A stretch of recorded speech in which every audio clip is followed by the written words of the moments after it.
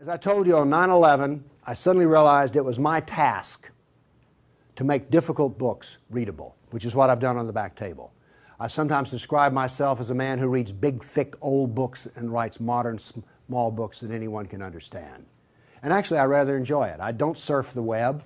People are disappointed when they run into me sometime and some other counter-jihadist, they go, "Have you seen my website?" No. I don't even go to my own website. I have very little interest in the web except for Craigslist and Yahoo headlines and Drudge. That's it. So I like reading big, thick, old books. I really do. But I thought when I got my books written, in which the Quran was easy to understand, here's Muhammad, easy to understand, all these books on Sharia and everything were easy to understand, I thought, we win. No, we don't even have game. Because what I discovered was, other than a minority view, and trust me, you are so minor, everyone else's reaction to the knowledge, to the answer to question, what is the true nature of Islam, react in fear, hatred, and anger. When I try to explain to people something about Islam, they're terrified. So I thought people would run when I got my books published, and indeed they did run away from me. So I thought there was just one great question. What is the true nature of Islam? But I found there was a second question more important.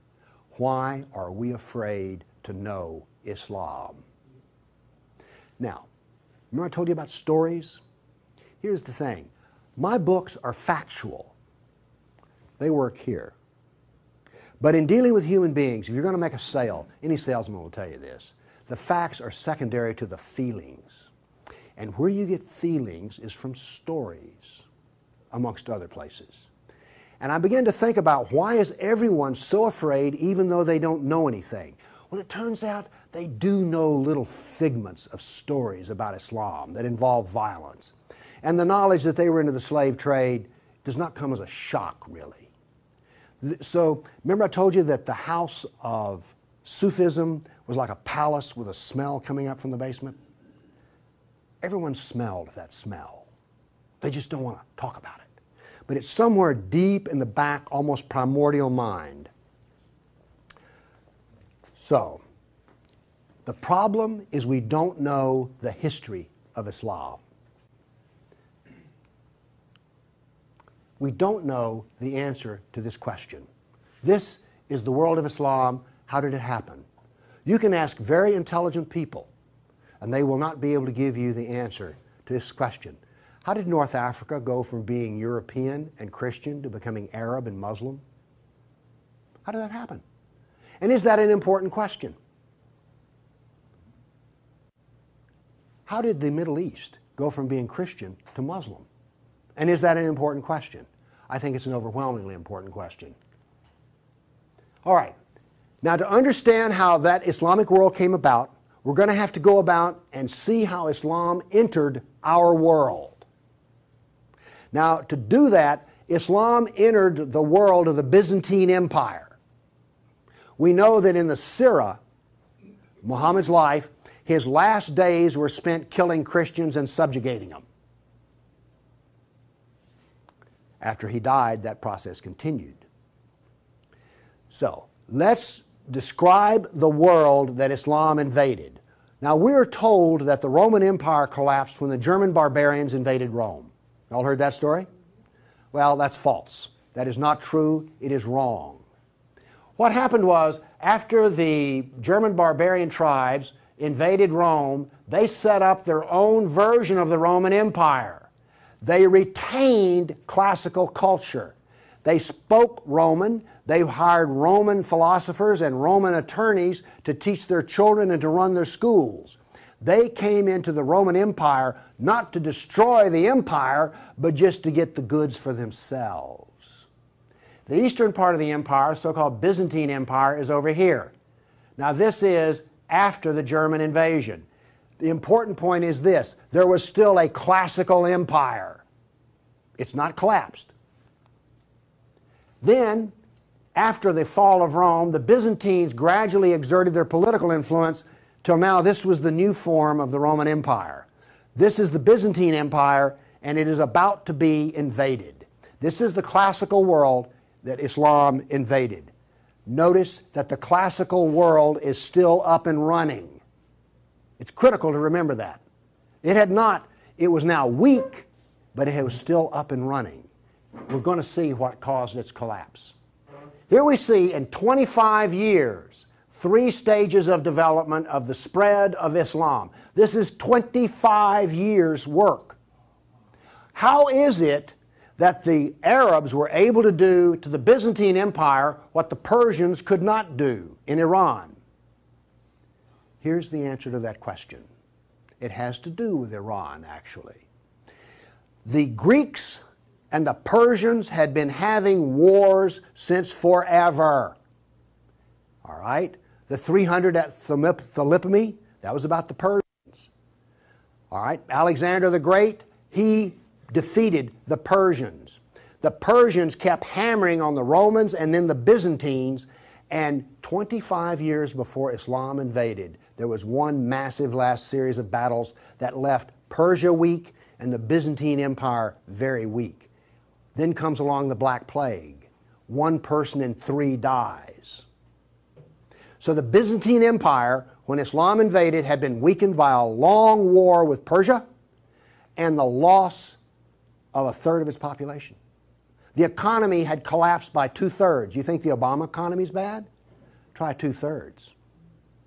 So we had an empire that was weak, invaded by people with a mission. Now what's important here is these 3 different shades of green represent the different caliphs. This empire is beginning to build here came from people who could be described as the apostles of Muhammad. Why is it important to know that? They knew Muhammad. They held his hand. One of them, Ali, married his daughter. Abu Bakr was his father-in-law. These people are not just brothers in the religious sense, they're brothers in the family sense. They knew Muhammad like I know my wife. And what did they do? Did they go out preaching the Quran? No, they didn't. They picked up their swords, got on their camels and horses, and went out whacking Christians and Persians. That is, this is the true nature of Islam. Here you see it. This is the fruit on the tree. Massive destruction. Now notice something else that's happened here. Egypt is the breadbasket of the Mediterranean. Syria, the heart of the intellectual world of the classical empire. In 25 years, the classical civilization lost its ability to feed itself and lost its biggest brain trust. This destroys classical Christianity. Christianity that we have today is a bloody stump of the original Christianity. Why? This destroyed the heart of it, transformed it. The first stage of the annihilation of classical empire, gone. The heart of it's gone. Okay. A century later, notice over here in Spain, 750 AD, Spain is already Muslim. This is rapid fire conquest. This is going to become very important because this happened as it were in the life of a nation overnight. This brutal assault is the key as to why we fear Islam. Now then, you're next going to see history that you've not heard before. I'm not a historian, but I am a scientist. And I can reason from data. I knew, once I read the story of Muhammad, that I had been fed a pack of lies about what caused the Dark Ages. Roman barbarians didn't cause the Dark Ages. First off, why would these barbarians were Germans? These are the same people who made Germany. You're telling me they were too stupid to learn how to do Roman law and stuff? Of course not. They were very intelligent people. They didn't cause the collapse. But that's the classical theory. If you go to Vanderbilt, that's what they'll teach you. Here we go with the data. There has recently been a lot of classical ancient works that have been translated and put into a database format so they can be accessed. There's been massive archaeological research under the ocean and at the edge of the Mediterranean. From this archaeological research, we're able to track history and economies. All right? That figure I gave you about how the economy collapsed, that came from the study of sunken vessels. Because if you're not buying much, you know, if 1 in 10, let's say 1 in 10 ships is sunk, that figure's not that high, but whatever. If you see a lot of sunken ships, there was a lot of ships sailing around. When they go down, the economy goes down. So from this data, we know a lot. And this, in particular, the database of ancient documents, gives us 548 battles that Islam fought against the classical world. This is all new information. I've talked with people who consider themselves history buffs, and they go, well, let's see, battles of Islam against Europe. Let's see, we've got the invasion, we got Tours, we got the invasion of at Gibraltar, we've got Lepanto, Gates of Vienna, collapse of... Okay, that's 5. You talk to a historian, and those are the 5 battles they can scratch up. And I remind you, you can have all of these slides if you just send me an email for it. Okay, what does this new data show us? It shows us this. See the white spots? They're brand new battles. They're going to change to red. These are new. Every time, I want to show you this all over again. Every tick is 20 years. The new battles for that 20-year period come up in white, then they fade to red to show you the history. So white's what's happening right now, red has happened. Let's see how these 548 battles act out over. We're going to watch, in 70 seconds, we're going to watch 1,200 years of conquest. Look how fast this is happening. Bam! Here comes... You didn't know France was hammered that hard, did you? You heard of Tours. Watch what's happening in Spain and the islands. Now, many of these raids or battles, if they're at the coastline, are slave raids. The slaving that took place in here was extensive and went on and on. All of this work is also happening now then. We're now into the golden age of Baghdad. This is the punishment that's being handed out to Christians everywhere. In Spain, after one battle, there were knights' heads were cut off, and they made a pile so high that a man on horseback couldn't see over them. All of the European civilization in North Africa is now gone. I have a question. Have you read the 13th tribe? No. Okay. Now, pretty soon, and by the way, there will be a period of time, and you can see the clock running up here, there will be a brief blip of 5 battles that occur in North Africa, the Barbary Pirate Wars. We're on there. Okay? Now then, Byzantium has fallen. Now then, Eastern Europe is being hammered. Notice that it is relentless. It doesn't stop. This is the history that you're never told about. This is the history that explains how all of this came about. Now then, they're getting slower because Islam is becoming weaker.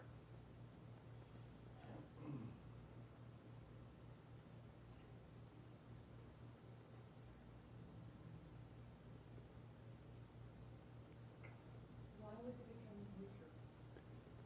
Corruption. All empires collapse from the inside ultimately. Okay. I say that what caused the collapse of classical civilization was not the invading German barbarian tribes. I say that classical civilization was destroyed by Islam. Now comes the question, why do we not want to know that? We're going to answer that question. All right, now I want to give you the headlines. With all those little dots, basically what I've showed you is just quantity. Okay? Relentless, but quantity. Now I'm going to give, we gave you 1,200 years of battles in like 70 seconds. Now we're going to go through in about 4 minutes. I'm going to give you the headlines from each century so you will know the emotional tone of what is happening. All right, 7th century. Muhammad sent Khalid out, the sword of Allah, to the Jazima tribe to offer Islam. They refused. He annihilated every one of them. At the Battle of Oasis in Iraq, for 2 days he spent out rounding up the losers, put them in a dry stream bed, and cut off heads until the stream ran with blood. He then took the captain of the Zoroastrian Persian tribe. His wife was there. He cut off the man's head, let the blood drain into the soil, and raped his wife in the bloody soil.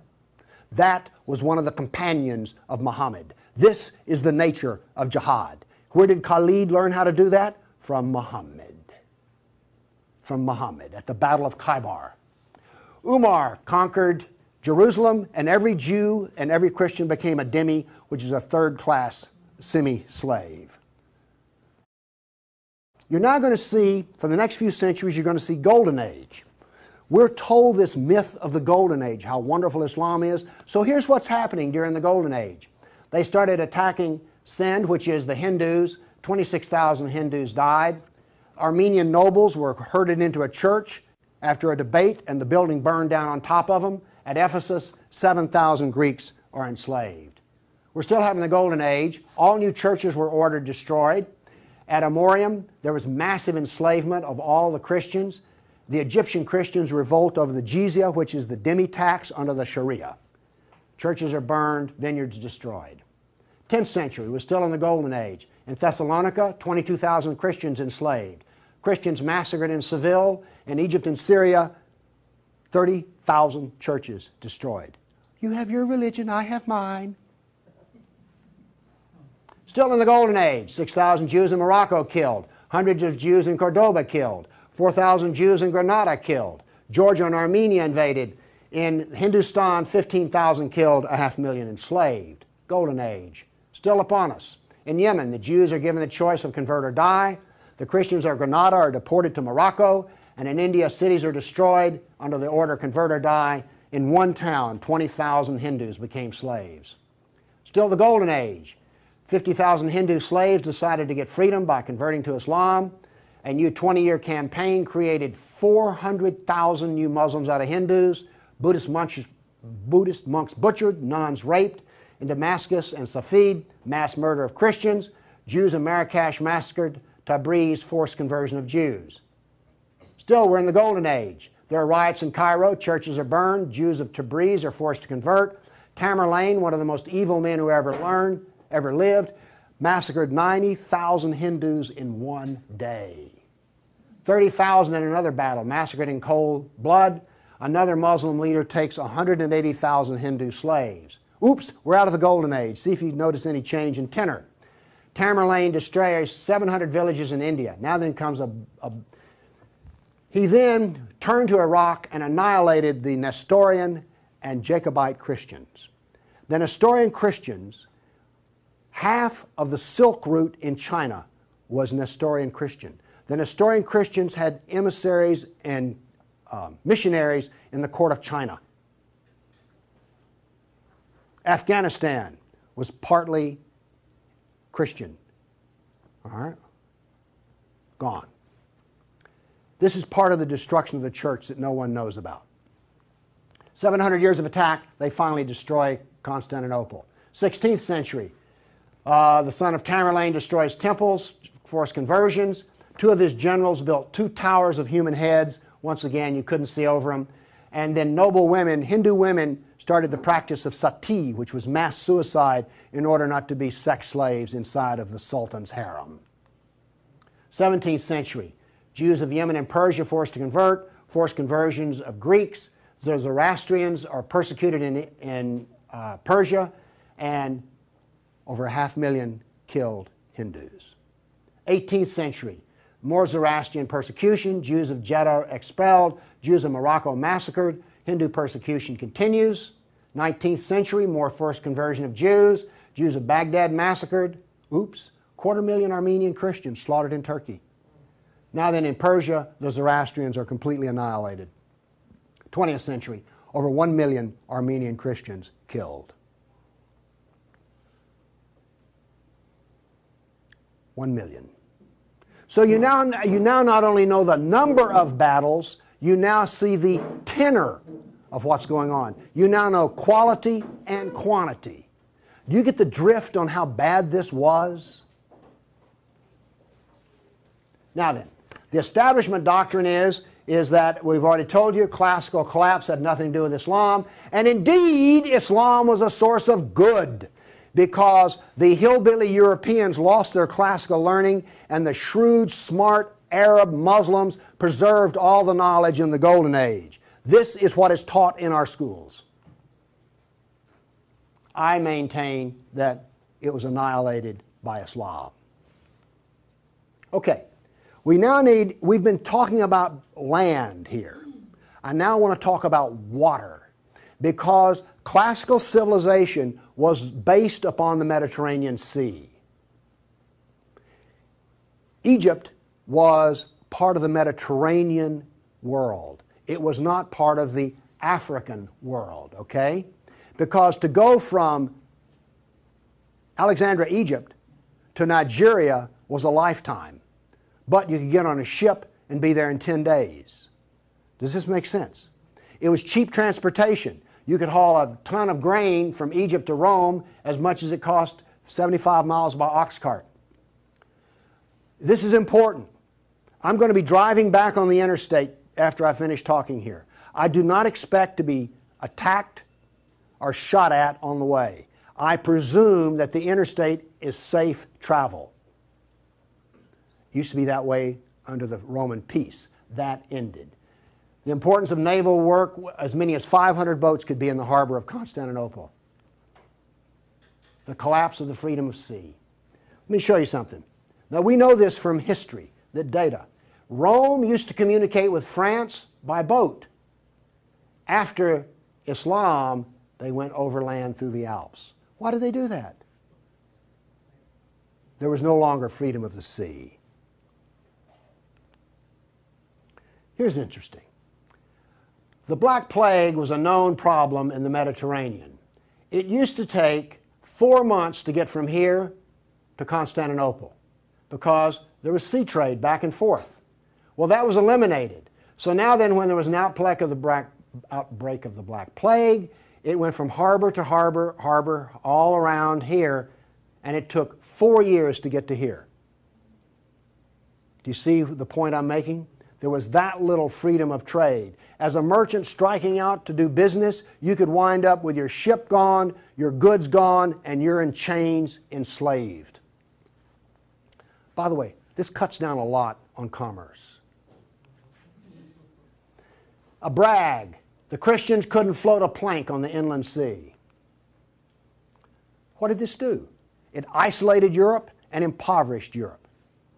So, you know the business of the Barbary pirates? You know the business of the Somali pirates? Same. It is Sunnah. It is Sunnah, the way of Muhammad. There's a famous hadith which is repeated endlessly, in which Muhammad awakes in a dream and he sees his jihadists sailing the inland sea. Islam always practices, where possible, economic warfare. Muhammad attacked caravans. What was attacked in New York? Ooh, Trade Center.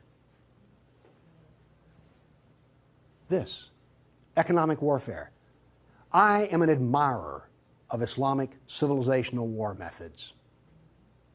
They're superior to everyone else's thinking in war. They use everything for war. Everything, including the womb. This was an economic jihad. There were 3, you've heard of the Dark Ages? Well, there were 3 Dark Ages. One in Europe, one in Turkey, one in North Africa. You weren't told that, were you? Wonder why. Here we see some ruins. What's the importance of these ruins? Well, they're up and standing. What happened to all the ruins in Rome? Well, the people who were still living there used them as quarries. They harvested them. The Colosseum remained simply because it was so big. What does this tell us here? If all this stone is still stacked up, there were no people. The invasion of North Africa was so brutal and so fast that it actually left in the harbor a layer of silt. Here's how that happened. North Africa used to be farmland, irrigated farmland. The Romans, clever men that they were, put along the roads in North Africa olive trees for shade and for keeping the road fixed for free. Because what would happen is you would bid on buying a lease on a stretch of Roman road in North Africa. You maintain the olive trees and the road, and you got to keep the olives. So the Romans got money from selling the lease, and then they got the road fixed for free, and somebody has a business making money. Is this clever or what? That all ended because the invading Arabs were not farmers, they were herdsmen. The people there were Christian, and so therefore, when the average Arab family would own 50 goats. They put their goats out into the fields of Christians, and the Christians as dhimmis had no right to protest. Between death and the erosion of the crops, there was this produced a layer of silt in the harbors. So that's how brutal, hard, and fast came about this collapse of economy in North Africa. What was left for a European economy? Furs, lumber, swords, and slaves. We're now really getting to one of the points where we don't want to know this history. Anybody here all real proud about how some of your ancestors were taken off a coast in Italy and then put into a harem in North Africa? And now you have children from that who are distant relations. You see, you may have distant relations in the Arab world you don't know about because 1 million Christians were sold into slavery. And by the way, the Venetians helped to do that. And another embarrassing piece of news is this. The Jews were very big in the trans-Mediterranean slave trade. Nobody comes out of this looking good. No one looks good. Are you also beginning to see, like, I don't think I want to know any more about this history at all? Okay? Are you catching on here? All right. Now, the other thing we're told that's so bad about Christianity and so pitiful about those poor Muslims are the Crusades. Who's ever heard this? Well, the Crusades, oh, that's so embarrassing. Gosh, you know, we got out of Europe, we went over there and invaded the Arab lands, and then we killed them and hurt them, and like, oh, I've heard preachers wallow in pity about how drastically bad the Crusades were. All right, first off, Islam, remember, destroyed 30,000 churches. The Jews and Christians were dhimmis. There was infinite number of brutality against Christians. Christians were fleeing the Middle East, and the Byzantine emperor appealed to the Pope, help us, please. Now, this was a big thing to do because the Byzantine emperor and the Pope did not get along at all. But these were desperate people. And what did the Pope look out and see? This is the world that he saw in 1100, the time of the First Crusade. Well, let's see. This much of Spain is Muslim, and we're getting our behind kicked on a regular basis. Oh, well, this Christianity's gone. Oops, this Christianity's gone. And look at all the battles in the non-Christian, in the areas that are still Christian. Do you see the geopolitical problem that the Pope was facing here? This was not just some, you know, we'll saddle up, get on our horses, and go steal from them Arabs, which is what you're told. This is the political picture. But now then, let's do this. Let's look at a battle map for the Crusades. Let's be fair. I showed you the jihad map. Now here comes the Crusade battle map.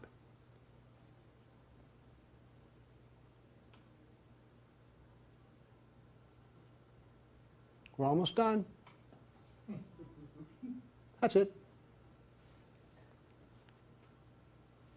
Now we're told that the Crusades are the moral equivalent of jihad. And therefore we need to be ashamed and whine and cry. All right. The Crusades were defensive, lasted 300 years, and the last one was over 800 years ago. All the jihad was offensive, lasted 1,400 years, and it's happening right now. In all probability, some Christian is being slaughtered in Nigeria today. Now, Is this moral equivalence?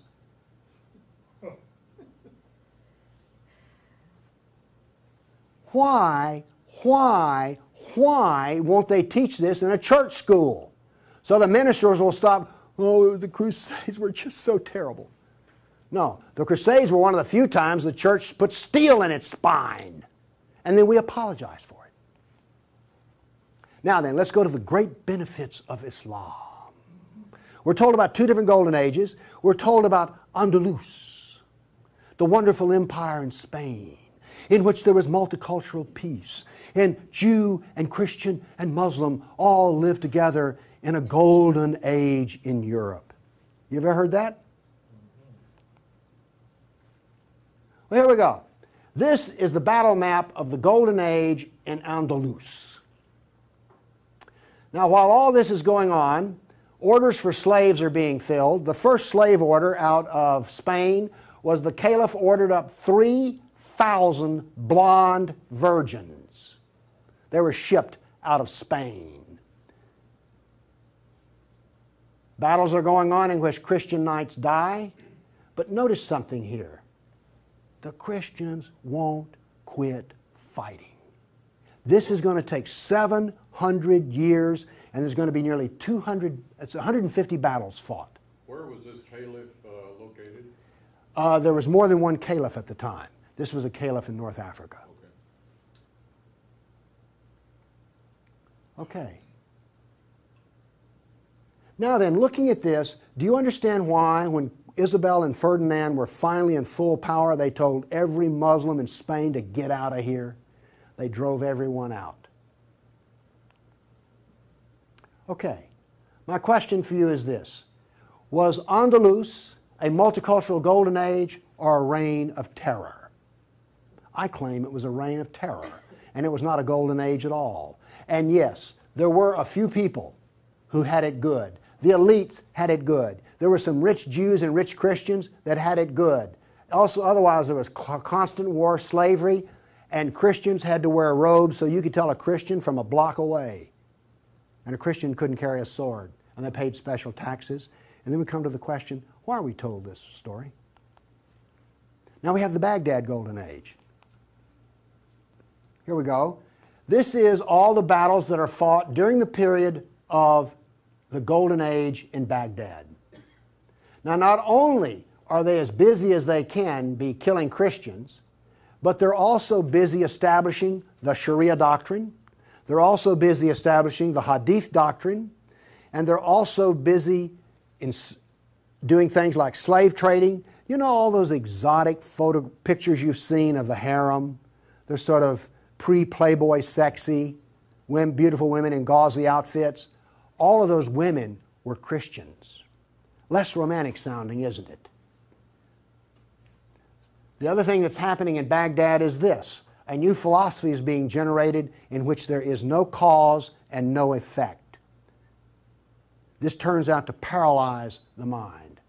Okay, those were all the battles that were fought during the mythical Golden Age. Okay. During the Golden Age, Christians and Jews were dhimmis, Christians were sex slaves. Here's the one that gets me.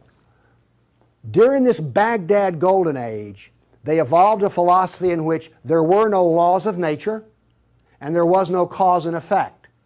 I'm a scientist. We work off of two laws, the law of contradiction, does the data contradict the data, and the law of cause and effect. I've just explained to you why, out of their Golden Age, why you don't find Muslims getting Nobel Prizes in science. You cannot be a scientist and not believe in cause and effect. You just can't. Won't work. Now then, the Christians did all of the vaunted translation of the Golden Age text, and get this. We're told that this was such a great peak of learning, they destroyed 90% of the books. And we're told that the remaining 10% they preserved is like, oh, this was the Golden Age. Oh, we live in eternal gratitude to the Muslims. If they had come along, we'd have had 100% of them.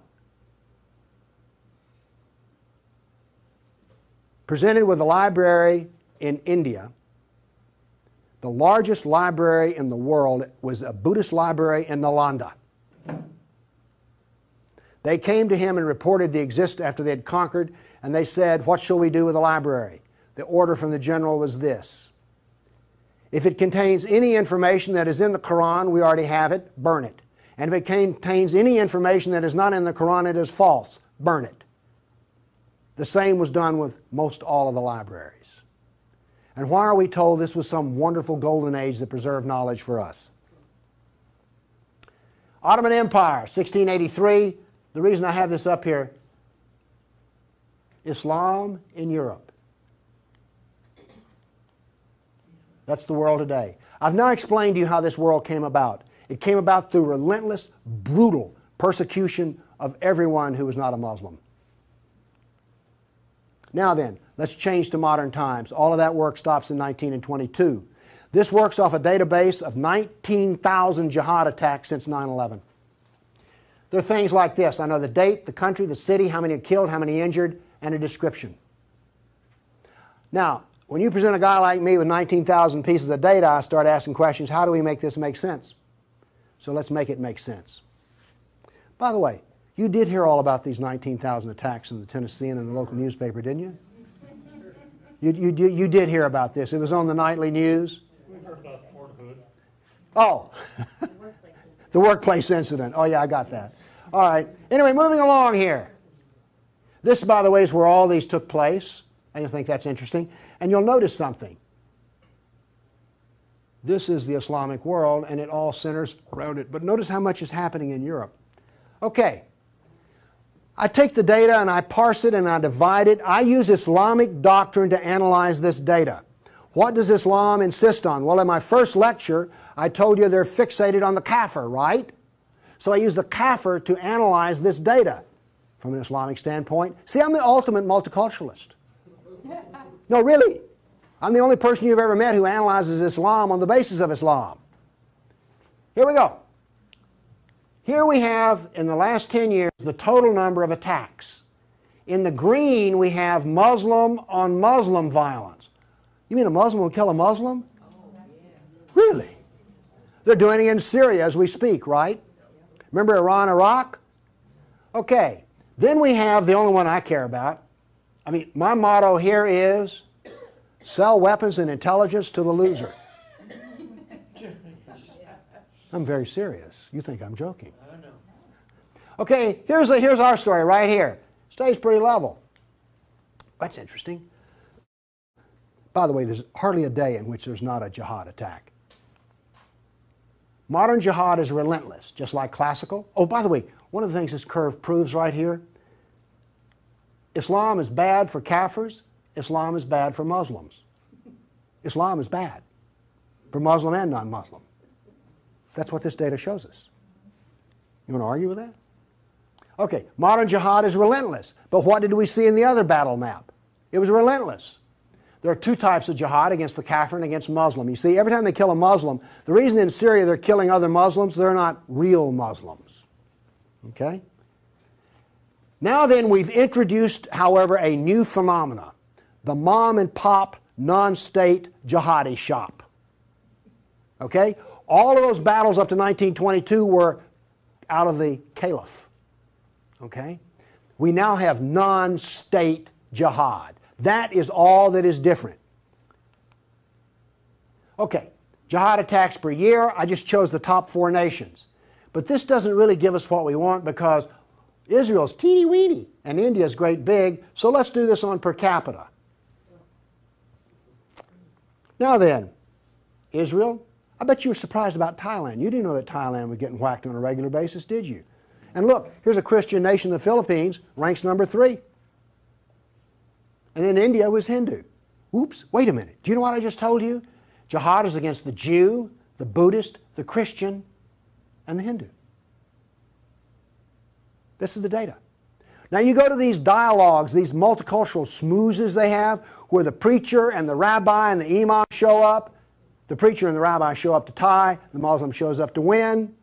And then what does the Muslim tell them? Oh, the Christians and the Jews, they're people of the book. Oh, we're brothers in the religion of Abraham with the Christian and the Jew. You know, we're practically the same. We're brothers in Abraham. How's that stuff work out? Well, here's one of your people of the book. Here's another people of the book. Turns out they'll kill a Jew, a Buddhist, a Christian, or a Hindu just as fast as they will another. So much for being brothers in the religion of Abraham. The data does not support the theory. Therefore, the theory is wrong. There is no brotherhood of Abraham except in the minds of people who occupy pulpits. The jihad is against the Jew, the Buddhist, the Christian, the Hindu, and the secularists, by the way. The secularists are the worst of all. Well, maybe worse than the Hindu. It gets hard to know, you know, I mean, really. It's against all kafirs. That's who the jihad is against. The religion of peace. Here we go. 548 battles, 19,000 jihad attacks. In 12 decades, in 1,400 years that are jihad-free. Therefore, Islam is 91% violence and 9% peace. So George Bush was 9% right when he declared religion of peace. Constant violence is why? There's a doctrine. The doctrine of jihad is found in the Sirah, the Quran, and the Hadith. We've already been over this. They don't like kafirs. We have a whole doctrine of jihad within the text. Islam was only successful through jihad. Therefore, we have a doctrine which produces jihad, and it produces this effect of the collapse of civilizations. Here you go. Tears of jihad. 270 million dead over 1,400 years. Read them and weep. Read them and weep. The doctrine drives history. History shows the true nature of political Islam. Political Islam is the enemy of all Kafir nations. There's an intellectual history. In 1,400 years, I've read a lot of old documents. They never talk about the Muslim. They talk about the Arab, the Turk, the Moor, Al-Qaeda, Asian. And it's always been by specialists. And today, all the established specialists are apologists for Islam. Why was the Quran code not cracked recently? How come we don't teach Muhammad? And why is the Golden Age propaganda taught? Why do we remain ignorant and keep suffering? I maintain there's a reason for this. I maintain that this constant brutality over the centuries has produced in the Western mind the equivalent of the abused dog, the beaten wife, and the raped child. We do not think correctly. Everybody's seen the beaten dog that when you approach it? That is the Western mind. We deny the attacks. How much jihad is ever reported? The churches will not even admit that a Christian suffers anywhere. Fear. Muhammad used fear. Any public critic of Islam has a certain fear element there. Guilt. Oh, we haven't treated Islam right. If we treated him better, everything would be good. We don't teach the history. We humiliated. Who here is going to go home and brag about how your ancestors were slaves, how your history was annihilated, and that all we teach is the lie of the Golden Age? Have you not noticed since 9/11 how bitter and angry politics has gotten? The reason is we're not allowed to get angry at the enemy, so we get cranky with each other. We're powerless. Anybody want to debate about this? The abuser. Muslims will not admit they sold a single slave or ever killed a person. They're arrogant and self-confident. Islam is perfect. Word Islam means submit. They expect submission out of us, and they get it. Islam is the victim. After 9/11, I heard this. The real victims of 9/11 were the Muslims. You heard that anywhere? After 1,400 years of jihad, brutality, enslavement, theft, deception, rape, annihilation, and insults, the Kafir mind has become identical to that of an abused victim. Our only solution is to face our history and welcome it and embrace it. This is exactly the way we will heal our nation, is the way we heal a person who's been brutalized. You have to go back to the original event. And this is why we are afraid. Thank you.